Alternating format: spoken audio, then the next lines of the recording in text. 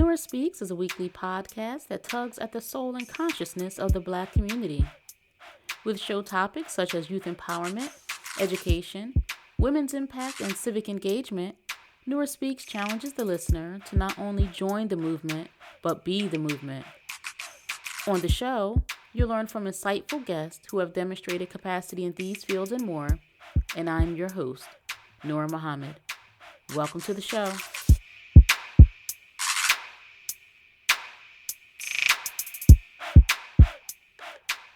Welcome to another episode of the Nora Speaks podcast, and I am your host, Nora Muhammad. It's wonderful, and I'm grateful to be back with you for another week of the Nora Speaks podcast, a podcast that is created to tug on the soul and consciousness of the Black community. And right now we are in the midst of a pandemic in terms of the disease of COVID-19, and this country is also in the midst of a pandemic as it pertains to the catastrophic effects of systemic racism. And, there's a lot of conversation. There are a lot of folks talking about next steps. What do we want? What are we asking for? And I wanted to spend some time in this episode, just sharing my thoughts on not what we should ask for in terms of specific policy changes or specific reforms. However, I do want to talk about whatever it is that the people are asking for, those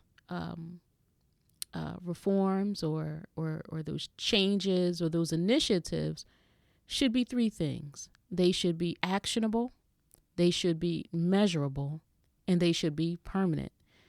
And it's important that this is said, and it's important that whatever it is that we are asking for in a time like this, where we have the world's attention, not just this nation's attention, the world is looking at the effects of systemic racism in this country and abroad, and how Black people in this country specifically have been maintained in such a subjugated, subjective, and subjected state that the atrocities that we've seen or are known to have happened in slavery, in the antebellum South, many of those atrocities have not ended.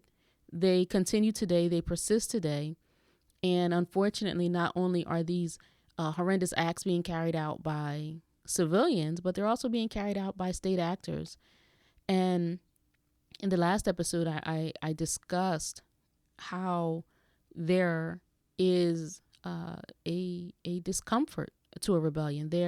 It's inconvenient. It's not going to sit well with those who are the perpetrators of these atrocities, or they're complicit and silent bystanders. So in this episode, as we're moving forward, and I hope that we are moving forward, and as leaders are thinking about what to put forth to government, what to put forth to legislators, it's important that we have a substantive conversation. Substantive because if you are to turn on the television or the radio, you're going to see celebrities, you're going to see corporate CEOs, actors and athletes sharing their compassion and their empathy. There's going to be news reporters having heartfelt conversations. But a heartfelt conversation is not going to produce a relevant change. It can enlighten my neighbor. It can enlighten a coworker. But we want and we should be asking for something actionable, measurable, and permanent.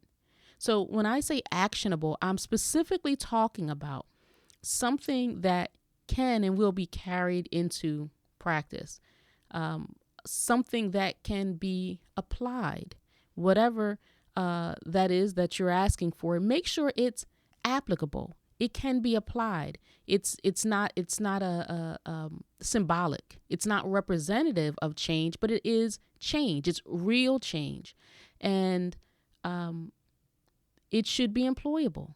Meaning, when you're asking for something, there should be an outline. There should be steps. There should be action that can be taken. And I have to say this because we have been a people who have been assuaged for so long with symbolism, right? So we're talking about the buzz. We're talking about the removal of statues that represent racism or oppression or colonialism.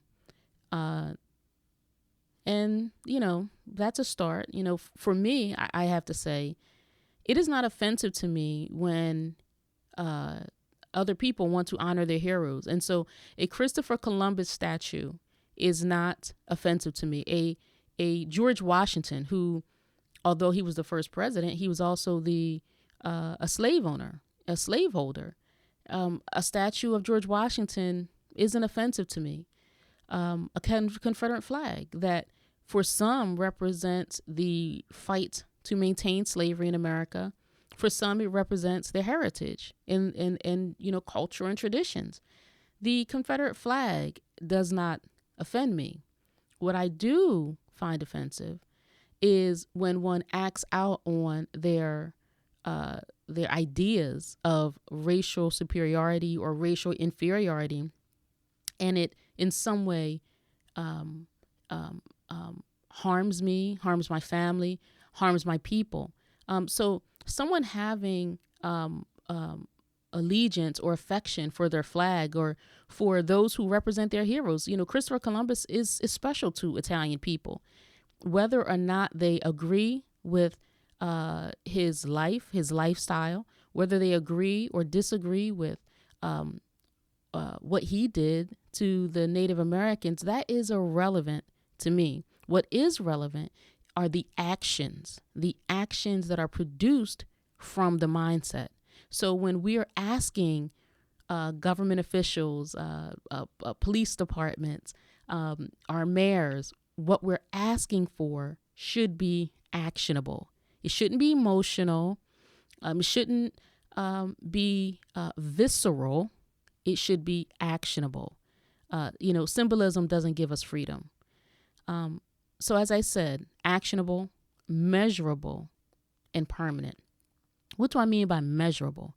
That means we can track it. That means whatever initiatives or reforms or amendments that are going to be created or whatever it is that we're asking for, we should be able to observe it. We should be able to track it. We should be able to record it so that we can determine if whatever these actionable items are really being carried into practice.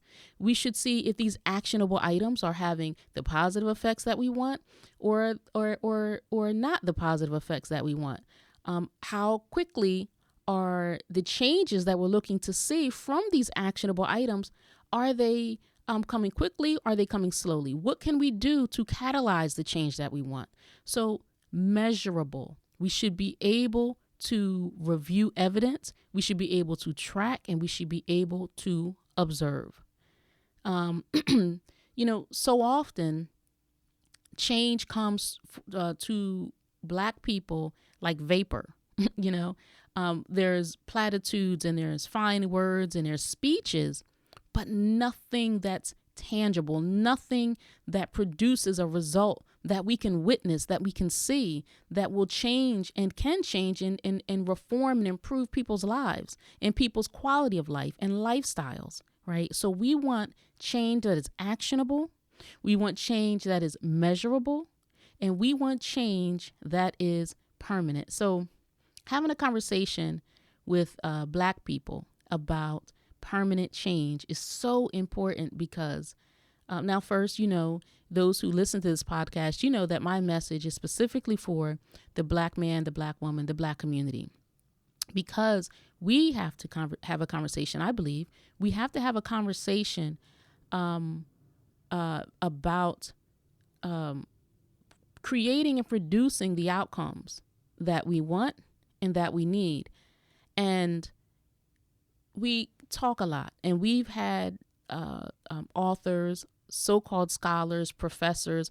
We've had folks who have restated the problems that Black people have in North America redundantly and repetitiously. And, whether we are saying it with fine words, whether we're saying it as a rap like Michael Eric Dyson, we do not need to continue having the same conversations in terms of identifying the problems. I mean, what other books do we need, right? What we need are solutions. And, so many people are profiting off of our people because we want to hear another speech, right? And we have these speakers or so-called leaders, wannabe leaders. They're literally having battles on Facebook, or they're having debates, but they're not solving the people's problem. It's who can speak the fastest, who can excite the people the most with what they're saying. We don't need any more excitement. We need to calm down, and we need to think logically about what's going to solve these issues, what's going to produce these outcomes. And when I say produce, I'm talking about something physical. I'm not talking about going to the school board and complaining in the meeting about what's happening in the schools. If we are not at the same time going to educate our own children ourselves, right? So you can advocate for what the people need, but you can also demonstrate the solution that the people need. And so we have a lot more talking than we have demonstrating and doing in the Black community. So that's why it's important that we have a conversation about permanent change. We've become accustomed to temporary solutions. And as I said, anything that comes to the Black man and Black woman is like vapor. The same conversation about reparations. Vapor, if we were to be given $200,000, $300,000 right now, the way Black people are with our mindset, we're going to give the money right back, because we're going to be competing to get the cards. We're going to be competing to get the sneakers. We're not going to be buying land, right? We're not going to be getting, a crop of our talented, academically talented children and put them in medical school or put them in law school, or our children who are good with their hands. We're not going to send them to trade schools so that they can learn plumbing and construction. We're going to take the money, because we're an immature and superficial people. I have to say it. I love our people, so I have to tell the truth. We're going to take whatever reparations anybody would give us, and we turn it right back over. Toshiba, Samsung, Tesla, Chevy, right? Infinity, Mercedes, BMW. We will be giving the money right back. And so I disagree with the idea of reparations as our people seek it in America. We should understand that the basis of freedom is land. And I know that right now our people are not asking for land, although we should be asking for land, right?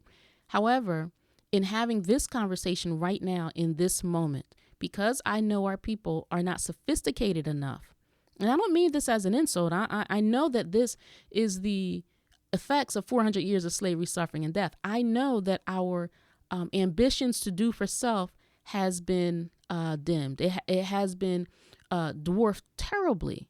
And that's evidenced because we continue to seek access and position in this government instead of creating our own, right? We have so many people who are in so many different trades, so many different industries, have so much knowledge, but we are reluctant to pool the knowledge that we have, the resources that we have, and come together collectively in unity to do something for ourselves. And so when I say our people are immature, this is what I'm talking about, because someone in their right mind would say, whoa, I don't like this treatment. So I don't like the way you're treating my children in your schools. I'm going to create our own schools. Whoa. I don't like the way your people are policing me and my family and my community. So instead of you policing, we will do the policing, right? So we have a mindset where we want to go to our former slave master and continuously asking them for a piece of their pie, instead of putting the ingredients of our resources, of our talents, of our skills, of our knowledge, and putting that in a pie and having our own. So as we are going to our former slave master, I want to make sure that our people are asking for the right things, right? Actionable outcomes, measurable outcomes, and permanent outcomes. So I'll give you an example of an outcome that is not permanent. We can start at the 13th Amendment. We could talk about the Emancipation Proclamation. We could talk about Black people being emancipated, which is a little bit different from being freed, right? Talking about the Emancipation Proclamation, where there is a clause that indicates that someone cannot be put into servitude slavery except they have been convicted of a crime. So that freedom is not a permanent freedom because there is a clause to it right there in the 13th Amendment. The 15th Amendment, which gives every citizen in this country the right to vote, right? So that's great that we had the right to vote. But here's the thing. For Black people to vote, or our attempt to vote, was stymied through poll taxes, through literacy tests, through violence, and through intimidation. So even though we had the legal right to vote, we were prevented from voting by the states and those who were in leadership. They did not allow us to exercise our right as is governed and given to us by the 15th Amendment. So what had to happen is Lyndon B. Johnson, one of our presidents, Lyndon B. Johnson in 1965 had to sign the Voting Rights Act. Now, this didn't give us the right to vote. What it did was it gave the states or the federal government the ability to enforce the right to vote. And this was not permanent. This was only to be in place for 5 years. And then it was extended another 5 years. And then it was extended another 7 years. And then Ronald Reagan extended it another 25 years. So let's think about this. Let's think about Black people having, quote, the right to vote, even though at the time it was given, it was not enforceable. So President Johnson had to sign an act that would enforce our ability to exercise our right to vote. And now this is something that is voted on every 25 years. So we just had it passed again in 2006, I think, extending this Voting Rights Act for another 25 years, right? So what happens when 25 years is up? How are the people going to vote? Will they support it or won't they support it? Because it's not permanent. So when we're asking for something for ourselves, we want something actionable, measurable, and permanent. We have to stop being satisfied with temporary things. And, we're being pacified with the statutes, and that's nice. And we're being pacified with cops being fired and police chiefs resigning because of the actions of their officers. But as we are walking up to City Hall, as we're walking up to the Capitol building, remember, we must be sophisticated in what we're asking for. And we have to rethink some of the leaders who are in front of us doing the talking. If they're not asking for something actionable, measurable, and permanent, then you get that person out of the way and put somebody else to ask for you, right? We can't just be satisfied because it's a Black person and they're loud. They have to know what they're talking about. They have to know the language. They have to know the culture. They have to understand the politics, right? Just because somebody has a bullhorn and a big mouth doesn't mean that they know what they're talking about or that they're the best messenger to send to speak on behalf of the people, right? So we have to be a sophisticated people.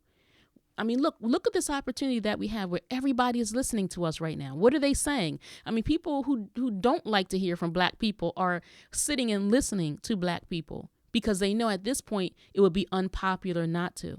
So as they're listening, what are we asking for? So, whether it's repercussions for white civilians and their unlawful policing of black people, do we want some laws about that? Do we want a reform in curriculum in our schools that's teaching a revisionist history? I mean, they're talking about bringing down these Christopher Columbus statues. Now, as I said, this man is important to a group of people, and that's fine.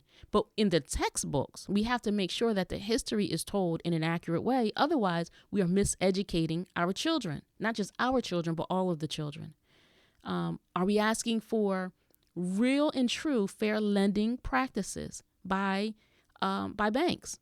Or do we want predatory lenders actually criminally charged? Not the slap on the wrist that these banks are getting, opening up accounts in people's names. I mean, it's laughable, the consequences that's happening to these banks with their predatory lending and their fraudulent banking and opening up accounts in people's names who didn't open, and then charging them fees on accounts.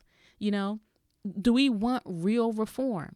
Do we want significant consequences to cops who are killing people unlawfully? What kind of consequences do we want? We should have guarantees that if we are mistreated, then we too should expect consequences that we aren't unsure of, that we don't doubt. We want permanent change, actionable, measurable, permanent change. Now, we have to want to be more than just the first black person in the room, at the table, in the C-suite. We must want to be more than the first black person. Now, to be the first is great. You got in the door, but you can't close the door behind you, right? The same opportunity that you have, we should want it for others. It shouldn't be exclusive because you want to feel important, right? So we should want to be more than just the first black. We should want more than simple apologies. We should stop thinking that it's possible to legislate out hate. That's something else that we have an immature concept of. If people hate you because you're black, a law is not going to change that. Telling them that you bleed red blood too, it's not going to change that. And we are looking to change the wrong things. It is not our right or responsibility to change the hearts and minds of people. What we should be wanting change for are the consequences of the mistreatment of people and protections in place to prevent mistreatment of people. But to change the hearts of people, to get someone to like you, to legislate out hate, right? We're talking about hatred in America. I honestly do not care if somebody hates me. I just don't want them to put their hands on me. I don't want them to impede my opportunities. Now, for me, that's the crime. Not the crime that you hate me, not the crime that you don't like me. The crime is when you impede my right to progress. That's the crime. So we can't legislate out hate. We have to understand and recognize the difference between compassionate rhetoric and real change. As I said, just because we have a heartfelt conversation, we cry together, that's not going to produce an actionable item that's going to produce real change. That's just you and I having a conversation, and maybe you having compassion and empathy, and that's great. But that's not an action item. That's a conversation. Conversations don't produce change. Policies can produce change. Empathy is not reform.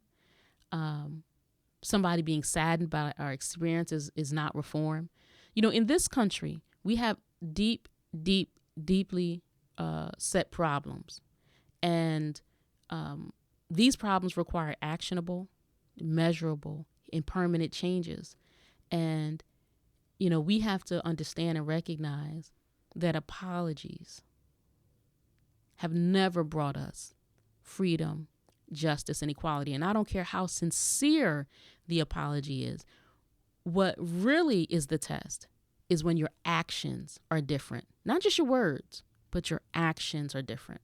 So remember, Those who are going to Capitol Hill, those who are going to your local municipality, your city hall, your state building, actionable, measurable, and permanent. Ask for that and send the best person to do the asking. Remember, credible messengership means something.